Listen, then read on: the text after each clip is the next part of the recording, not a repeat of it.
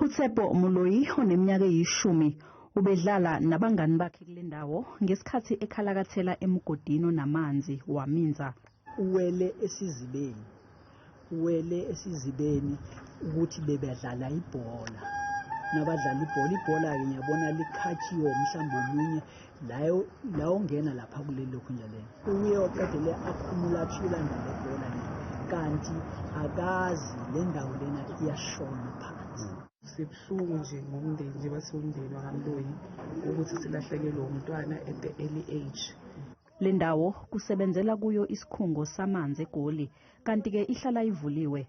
Umphakathi uthi bengagwemeka lokhu ukube umasipala waqeda kudala ukulungisa amapayipi akhe lapha. Asiwumphakathi asikho right ngale ndawo le. It's very dangerous.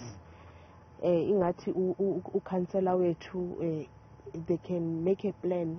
Ngokusho komphakathi sengokwesibili kushona ingane lapha. Ngoba ngikhumbula kunentombazana futhi eyashonela khona la. Iyakwawa njena i-exercise layo and then i-exercise la move namanzi along the stream. Angijabona uthema ke yalanda lento lena le exercise yakhe samgcina lapha zange sisambona. Isikhungo sezamanzi eGoli iJoburg Water siyaphenya.